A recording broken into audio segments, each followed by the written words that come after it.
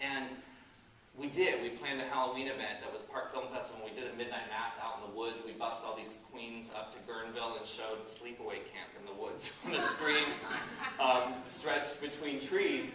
And it was really, in my mind, also a forced opportunity to force me, really, to make a movie, because I wanted to get back into filmmaking. And so I advertised that I would be debuting a movie at this event. The Sunday before the Friday that was supposed to happen, I realized I still didn't have a movie. And I'm not lying. I was like, what am I going to do? This is so embarrassing. So that Sunday afternoon, I sat down and I looked at our cable access show, and I looked at, different things we had lying around, footage of Midnight Mass, and I wrote this sort of autobiographical, crazy, stupid, silly movie about Peaches and Martini being tortured by this troll girl person that was a character on our stage shows. We shot it in 2 nights, edited it in 1 night, I think, stole all the music, and then screened it that Friday in Guerneville.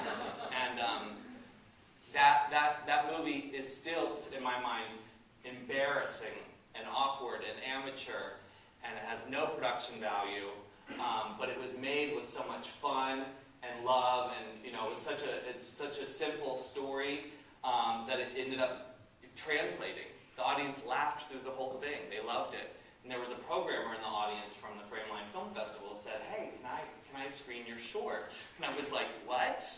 You want to show that like at a film festival? That was just some dumb drag show movie."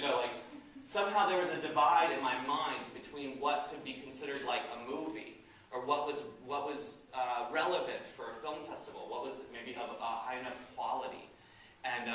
And so I sent it to him, and it showed at Frameline, and we went and introduced it as part of some weird shorts program. From there, because one festival, the programmers are sitting there, and they all go to each other's film festivals, especially something like Frameline, where it's this big queer film festival, we started getting requests. And so Season of the Troll is what it was called, ended up showing all over the place, like literally all over the world. It was showing in Spain, it was showing in France, it was subtitled in places. It's still being taught at Boston University as some sort of cultural appropriation of blah, blah, blah, academia weirdness that we could never have imagined it would be. We were kind of like chuckling, like, what are they doing with this weird little movie where we're running around acting like idiots? But of course, it was so much fun, and we had gotten someplace with it that any great little horror parody deserves, a sequel.